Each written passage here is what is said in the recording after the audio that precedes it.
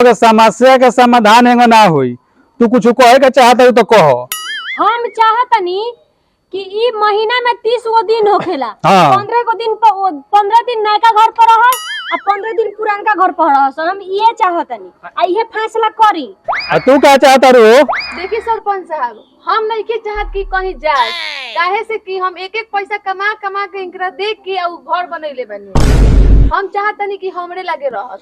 तो देखी सरपंच साहब, हम इनका फैसला से खुश नहीं खी। हम चाहतनी कि हमहू पुरानका घर छोड़ के हमहू नयका घर पर जाई।